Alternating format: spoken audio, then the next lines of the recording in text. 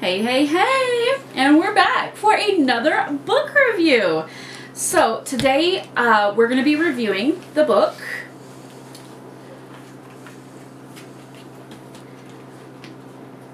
Happy Place by Emily Henry. Our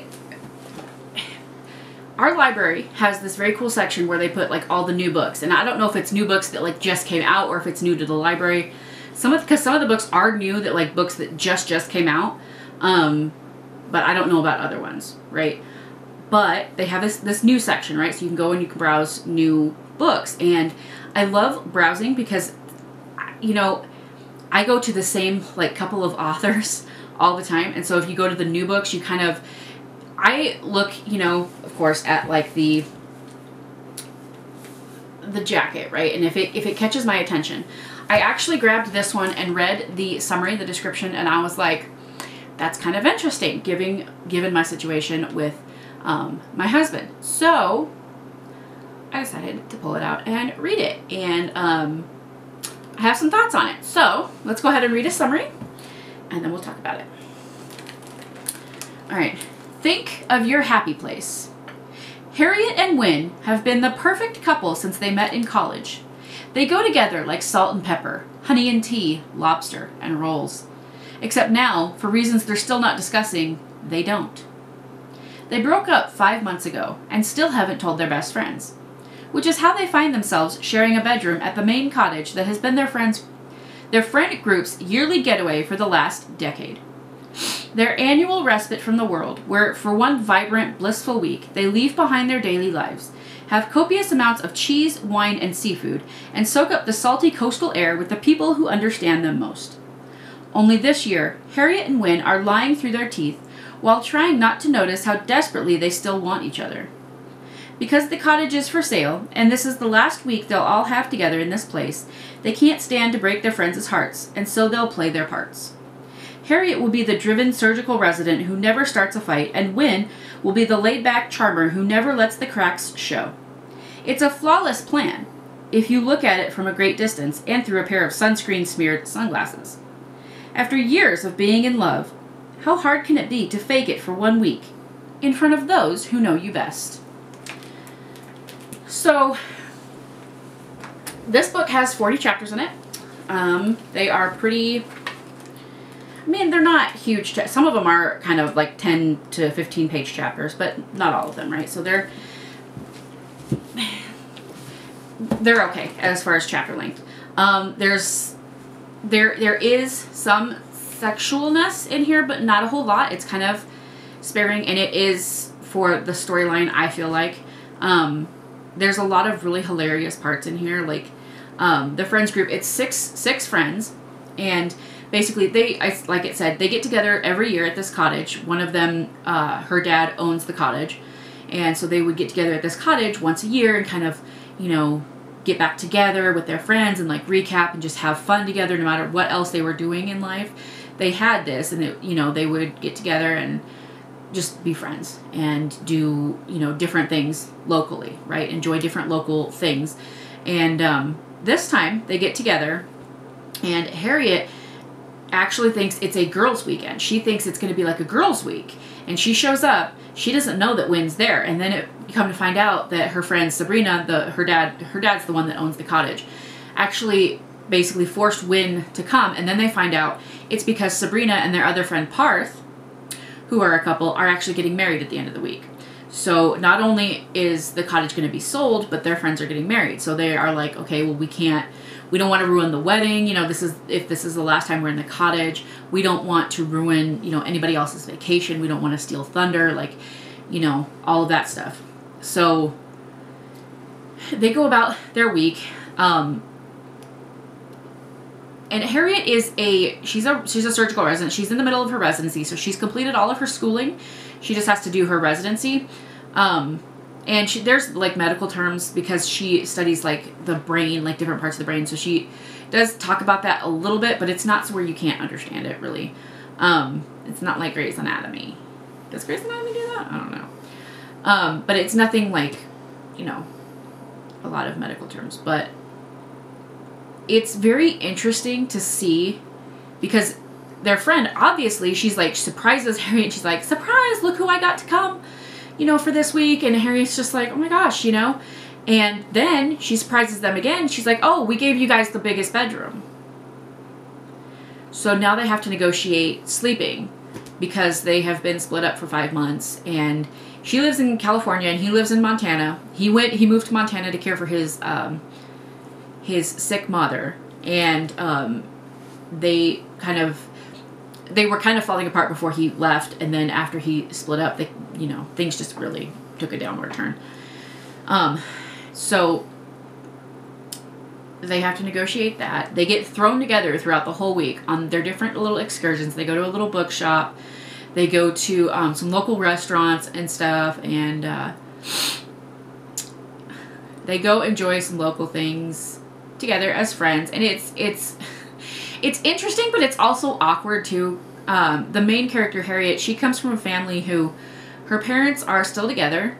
She has a little sister, younger sister, and she does whatever she can to make her parents proud. Like, she doesn't cause waves. She doesn't make waves. She doesn't, argue. She doesn't fight, really, in her family. Her family's not very touchy-feely. They don't say, I love you. They're not very emotional, right? Whereas Wynn's family is completely the opposite. She went and stayed with Wynn's family, and before his father passed away, his father basically told her, I love you, kiddo, and his family was very warm and very welcoming in a way that her family wasn't. So they do come from completely different backgrounds, which is interesting. Just because I think in real life, two people, sometimes opposites do attract. Your love style, your love language, sometimes opposites do attract, but you also have to kind of learn what your partner expects of you and kind of try and give that to them, in a way that they can understand it. That's what the whole love language thing is, right? It's an interesting book. I think it would be interesting to see it turned into a movie, I have to say. This book would make a really good movie. There's a lot of opportunities in here for different things. They go through a lot of conflict because Sabrina feels like if she didn't plan stuff, then the friends would never get together. And she's like, you all are drifting away. And you're off doing your own thing. And if it wasn't for me planning this, nothing would happen. And which I've kind of been that way in a lot of my friendships and a lot of my relationships. So I relate to that, of course. And there's this lesbian couple, Cleo and Kimmy, who Cleo was going to medical school, and then she was like, nope, I'm gonna go move with Kimmy. And I thought they lived in New York, but apparently not. And I don't remember where they lived, but they were on a farm, so they were like raising crops and like animals and things like that. And which kind of surprised everybody. And they go through a whole lot of changes. Like the people at the beginning of the book aren't the people at the end of the book. And I have to say, the main character, Harriet, she goes through a big transformation. Somewhere in about the middle towards the end of the book, she realizes that she never fought for Wynn. Like, he basically told her, like, you won't set a wedding date, you won't talk to me about this stuff. And she was doing her residency and doing schoolwork, right? Like, which is stressful. She's putting a lot of time and effort into this. She's put hundreds of thousands of dollars into this education. Well, he's like, I'm going to go back. His father passed away, and he's like, my mom needs somebody to take care of her, so I'm going to move back here and do that. And she didn't say no. Stay with me. Or she didn't say, I'll go with you. She didn't do any of that. And basically she didn't fight for him. And to him, interpreting that was, well, she doesn't care. She doesn't want to be with me anymore, which is why he broke up with her. And, she learned that from her parents. Her parents would walk away. No argument got resolved. They would get angry with each other, and instead of sitting and talking and resolving it, they would each go their separate ways, cool off, and then they just act like nothing happened. And she realizes that, and then she makes an effort to change. And, she realizes that if she wants him, she has to fight for him. She has to show him that, and she does. And it's really cheesy, I will say, because how she does it is like they're at the end of the week, right? They just watched their friends get married, and he's getting ready to leave. And she sneaks up to his room and to talk to him, and she doesn't know that he's going to leave. And, of course, he's, like, standing right there at the door, right?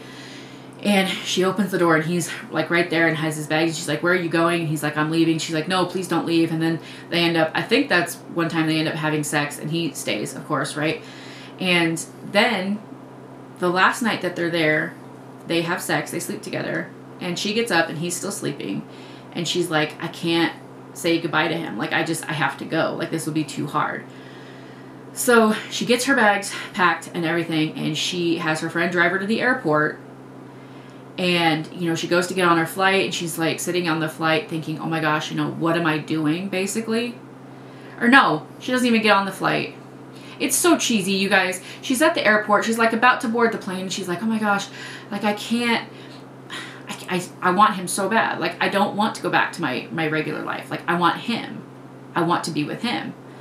And he finds out that something she's been doing is pottery. She's been like making pottery out of clay and stuff like that. I don't know if that's like called up. I don't know what the actual term for that is, but, and so he kind of encourages her, and that's where she's happiest, right? Is doing pottery. Well, he is happiest. He makes tables and makes things out of wood, and then sells them to a store who sells them for like thousands of dollars.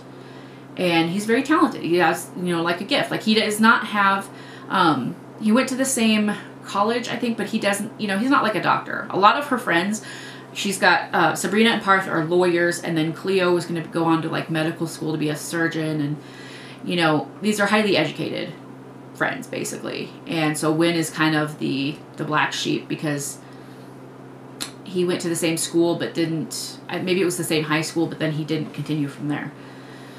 So she's at the airport, and she decides that she wants to be with him, and she leaves, right? She's kind of at the, if you've ever been to an airport, you get to your gate and you're sitting and waiting for your plane, right? Well, she's at her gate and she decides, no, I can't do this. Like, I have to go back to him. Like, he's my happy place. She's thinking this whole book that this cottage is her happy place, right? This is where she's happiest. This is where she has so many memories of her friends. She can't bear to leave it. She's like, I don't want to go back to my normal life. And then she realizes, no, her happy place is with Win. So she gets up and she starts running out of the airport. When, who does she see walking into the airport? Win.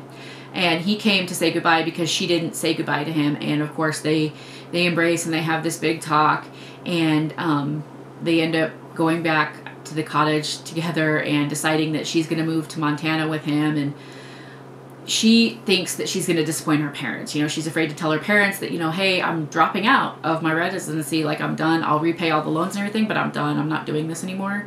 I'm going to go and I'm going to do pottery. I'm going to make pottery. And her parents are like, are you sure? Like, she's wanted to be in the medical field since she was like 15, 13, like since she was real young. And I think she did that because she thought that's what her parents wanted of her. She liked seeing how happy her parents were when they said that she's going to be a doctor or a surgeon, right? She was doing it not for herself. She was doing it for them. And she realizes that. And she's like, no, I have to do what makes me happy. And so she goes and tells them that she's going to leave with Win. And the end is very, very sweet because her parents end up, after she's moved to Montana, her parents end up coming out there to visit them. And she's living with Win and his mom, because his dad has passed away. So Win is living with his mom and she's living with them. And her parents are, I don't know if they were staying there at a hotel, but they were all at Win's family's home. And her mom just grabs her and she's like crying, and she's like, I just want you to be happy. Like, that's all I've ever wanted. She goes, I don't care what you do. I just want you to be happy. I just want you to be sure. Because, you know, once you drop out of a residency, I don't know how easy it is to pick that back up. Like, I don't know that. But, like, I can understand that. If my kid, their whole life was like, I want to be a doctor, I want to be a doctor, I want to be a doctor. And I'm like, okay, let's do it. You know, and I put all this money and effort into getting them into the best schools and doing all of this. And then they're all of a sudden like, yeah, you know what? I don't want to do that. I think I would be like, you need to be sure, because you've put so much time and effort and money into this. Like, I don't want you to regret it. And that's basically what her mom said, because apparently when her parents were first married, her mom had wanted to go do something, but she gave it up to be with her father. And she didn't, I think she regretted it, where she pushed him to do something. It was kind of a similar situation with her parents, right? And she was like, I don't want you to miss out. Like, I don't want you to, you know, to regret, you wish that you had done something different. So it's very, very sweet, very cheesy, very like Hallmark movie cheesy, especially the airport scene. I was sitting here like, you know, really? And then, you know, before the friends get married, Sabrina goes missing because she sees that, you know, they have this huge fight with her, and they tell her that her and Wynn aren't together, and she's like, I know. It turns out Parth had seen Wynn's phone, had seen some text messages. They knew all along that they weren't together. She was pushing them together, hoping that they would fix it and get back together, which to me is extremely intrusive. Like, if my friends had decided not to be together, it doesn't matter what I think. It's between them, you know what I mean? And I can communicate that to them, like, I think you're really good for each other, but you're not in that relationship. So I kind of thought that was really intrusive, but I mean, I guess in the end it worked out okay, because they did end up getting back together, and they don't end up getting married necessarily. It doesn't really specify, but they're together and they're happy in Montana, and she's doing the pottery, and she's living her best life in her new happy place. And I think that it kind of goes back to the title, which I think I always like books that do that, you know. So the happy place is about the cottage where they all go, right? And then it's about Harriet finding her individual happy place, and that's with Wynn, and I think that's really sweet. It's not a book, I don't know. Would I read it again? If I didn't have anything else better to read, maybe. It's not a bad story. It's not. It's kind of predictable in some parts. It's it's not something that I would absolutely like choose over something else, if that makes sense. Like, if I wanted to read something, or if I was in the mood to read this specific book, then yeah, I'd read it. Otherwise, no. So I'm going to rate this book, I'm going to rate it a 3 out of 5, because it's not one of my favorite books that I've ever read, but it's also not a bad story. Like, the story was pretty well written. The dialogue, the characters, character development was excellent. I thought, you know, Harriet at the beginning is, you know, set in her ways and, you know, doing everything for everybody else. And then Harriet at the end is like, no, I need to do what makes me happy, you know, and that's with Wynn. And so I need to make this work with him, and I need to, you know, not do what is expected of me and do what, you know, what makes my heart and my soul happy. And I think that's really a lesson we all need to learn, because some of us do that. But yeah, it's just, it wasn't my favorite book. I'm sorry. Would I read another book by this author? Maybe. Maybe. I thought it was going to be a lot different than it was, I have to say. I thought there was going to be a lot more sex in this book, and that's why I grabbed it. And maybe that says a little bit more about me than y'all wanted to know, but yeah.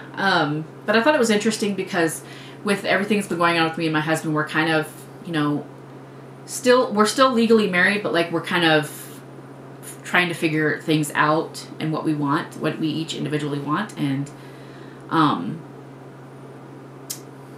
mean, it's hard. It's hard, but I can kind of relate to that. And of course, they weren't actually married. They were just engaged. So that's a little bit different. But, you know, I thought that would be interesting. I was like, it made me think about me and my husband. It's like, what would we do if we had to stay with people who didn't know that, you know, we were going through things, and had to pretend that we were completely normal and like 100%, you know, just the way that we were before everything happened. And so I thought that part was kind of, situations are kind of funny sometimes. They're just funny. But yeah, so let me know if you have read this book before, and let me know what you think of it down in the comments. If you liked it, if you didn't like it, let me know if you've read any other books by this author and what you thought of them. If you have any book recommendations, always put them in the comments of any book review that I do. Any like really good books that you've read, or any really bad books, or any books that you really want me to read. I don't care. But I think people who who watch these reviews would enjoy some recommendations. So if you're like, I really, really love this book, it was a must read, put it in the comments below. We're all looking for that. So yeah, 3 out of 5. So like this video if you like this video. Subscribe if you haven't already. Ring that bell icon if you want to get notified every time I upload a new video, because you never know what kind of content is going to pop up over here on this channel. I thank y'all so much for watching. I love y'all very, very much, and I will see you in the next one. Bye!